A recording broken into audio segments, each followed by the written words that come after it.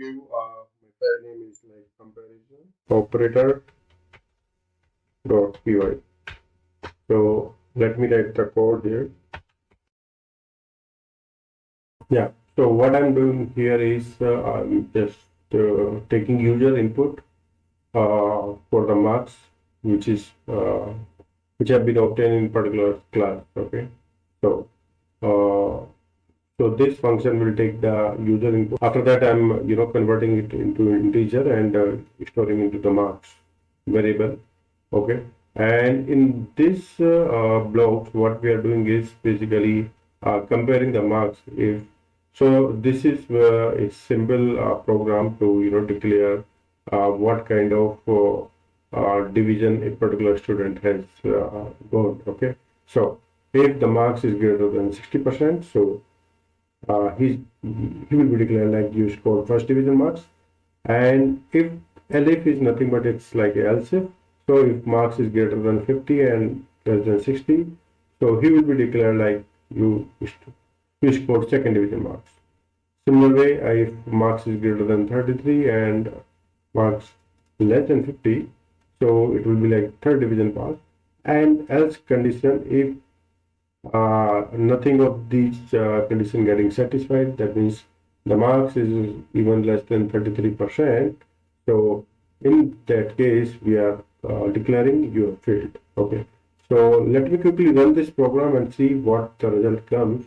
Okay. So to run this program, I need to go to the run command and click here and just you need to click this comparison operator.py and this will run. Here is your.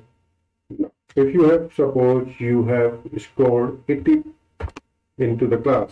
So if I enter, it is giving you result you scored first division marks. Say for example, if a particular student got just 10 marks, so it's just giving you have failed. Similarly, if a student have scored, say for example, 63, you scored first division marks. So that's how this program works. Okay. So it's very simple in Python. The comparison operator greater than and less than, compare the value. The variable value is getting compared with the static value and teacher value here. So this is how we can construct the code for the if-else condition. So this is very useful in any of the scenario where we have to use a decision factor. Actually, either marks is greater than 60, then this is the result. If it is less than 60, this is the thing. So in that kind of scenario, this is very helpful. So this is all about if-else condition. We will go for the quickly new program where we will be validating address field. Say for example, you are taking a address field from the user input and then declaring a result whether the address is valid or not. So how to write that program? So what I'm going to do here is just creating a new file quickly, and I'm just giving it the name address validation. Yeah, here is my file created. So what I need to do is quickly write this program address equal to, say for example, I'm just giving some random address A103. Say for the address value is something like this. So here is my code. If len of address is greater than is less than 20. So what I'm going to do is I'm going to declare the result to the user. Address must be at least 20 character long. If address greater than 50, len of address is greater than 50.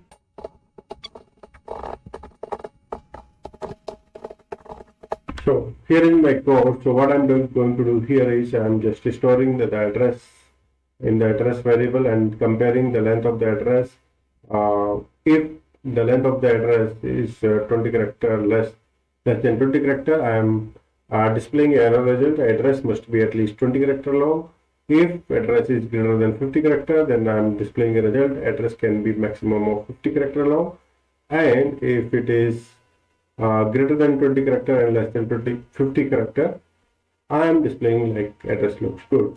So let us look at the result of this code, and let me quickly run this code and see how it works. So I have gone here. Let me run this. So if you see here, it's giving me address looks good. Okay, and let me make it little longer. So let's look at like this. Okay, and if I run this code, so here it's giving me error code. Address can be max of 20 character long, and if I am giving a very short length address, say for it like this, and I'm running the code now, it gives me address must be at least 20 character long. So this is kind of validation what we are doing for the address variable. So this is one of the use of if as kind of a statement where we can use in Python. It is very simple thing. The if block, it starts with the comparison operator, and after colon we need to write the statement, and it should be we need to, the indentation is the key thing here. So you need to press tab here to make it well indented. So that is important here. Okay, so that's about the conditional operator. Let me give you a quick exercise which you can do. Say for example, you need to so just think about the code for converting temperature from Fahrenheit to Celsius, or I can say Celsius to Fahrenheit. You need to ask user what is the temperature today, and that guy should enter the temperature, and then you need to ask whether it is in centigrade or Fahrenheit, and if that guy is giving C, you need to consider that is like a Celsius, and if it is F, you need to consider it is Fahrenheit, and you need to compare that temperature. If it is Celsius, then Celsius to Fahrenheit. If it is Fahrenheit, then you need to convert into Fahrenheit to Celsius and display the result. Okay, so you do this and take a break here, and then come back, and after that see my solution here. So welcome back, and I'm going to create a new file to do the conversion here. So I'm just giving this file name Fahrenheit to Celsius converter. Okay, so here is my file. So let me define a variable quickly.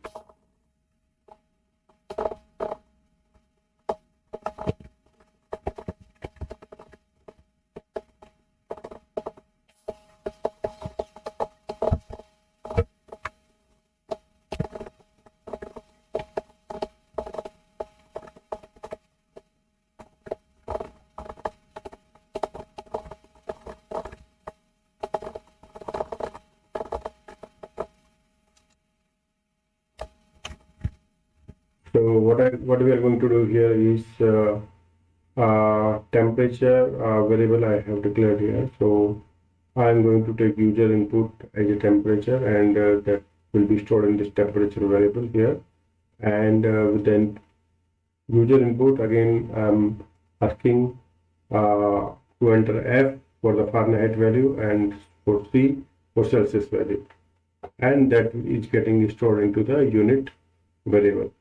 And then what we are doing here is we are comparing this unit, whether it's C for Celsius or if it is F. So if it is C for Celsius, then we are comparing, I'm just converting this temperature to the Fahrenheit value and setting this unit as a Fahrenheit. And similarly, if it is F, then I'm again converting this unit again from Fahrenheit to the Celsius and setting this unit as a Celsius. And in the else condition, I'm just asking user either you enter F or C. Okay, if they enter some other character in the code. Okay, so let me quickly run this program to see how it works. I have just run this program. Say for today's temperature is 25 degrees centigrade, so we'll enter 25, and for Celsius I need to enter C here, and if I press enter, it's just giving me today's temperature is 77 degrees Fahrenheit.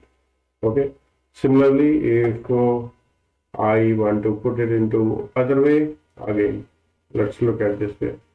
Please enter today's temperature, and say for example I'm doing 77, and if again it's asking whether Fahrenheit or Celsius, I'm doing F for Fahrenheit, and if you see it's giving me today's temperature is 25 degrees Celsius.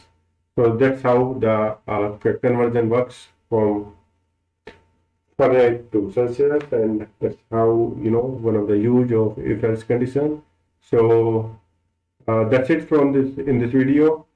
We have learned how we can use if-else conditions in the Python, and how we can utilize this.